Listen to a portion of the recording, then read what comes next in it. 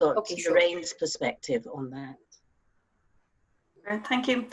So I suppose with regards to kind of education and the current situation in relation to UCD and the other kind of institutions in the other Irish institutions at the moment, obviously we have the travel restrictions.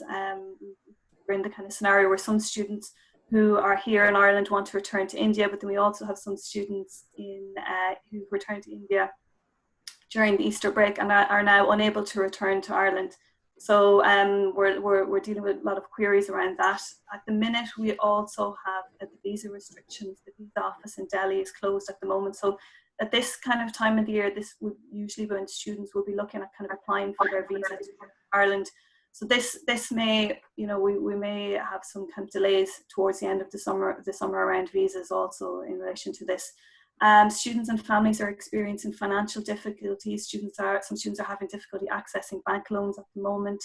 And then we also have some admissions obstacles. So some of obviously the Indian universities and institutions are closed.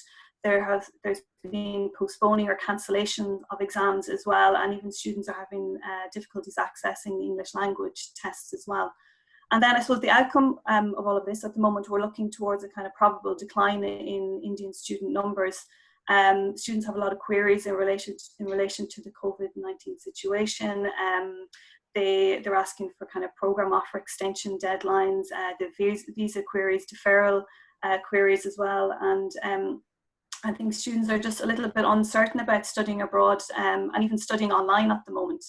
So I suppose some of the tactics that UCD has adopted in the current situation, obviously UCD staff are working remotely.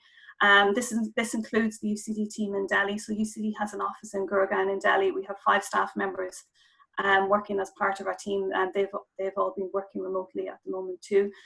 We've switched to online teaching and exams. So this actually ended up being quite a smooth transition in the end. And the feedback from students, I've been talking to a lot of students, Indian students here in Dublin, and also students in India who returned home. It's been quite positive. They've felt they've been able to kind of access all of the materials they need. They have access to academic lecturers and professors as well. So that's actually been quite positive.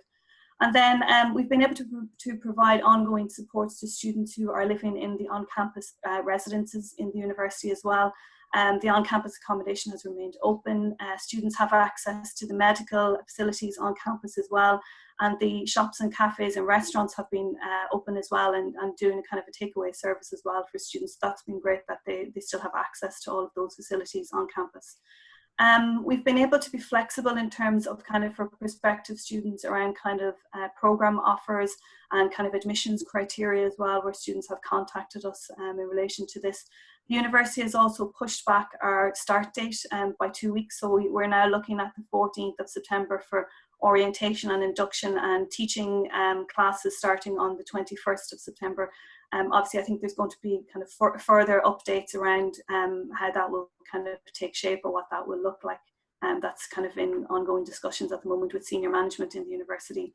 And then I suppose one kind of major change for us, all of our engagement with students at the moment, whether it's prospective or current students, is through digital now. So I suppose the situation has kind of forced us to meet and communicate digitally with all of our students, which has actually been kind of it's been a benefit as such as well, because we've been able to kind of increase our digital engagement at the moment as well. And then I suppose outside of kind of UCD efforts, we've welcomed the efforts by the Indian Embassy in Dublin, and the ambassador's been very supportive.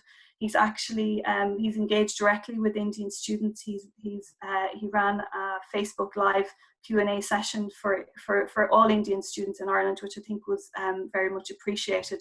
And also the embassy have been putting together support groups, not just in Dublin, but all around Ireland. So we've been encouraging our students to connect with the support groups and connect with other Indian citizens living in Ireland at the moment.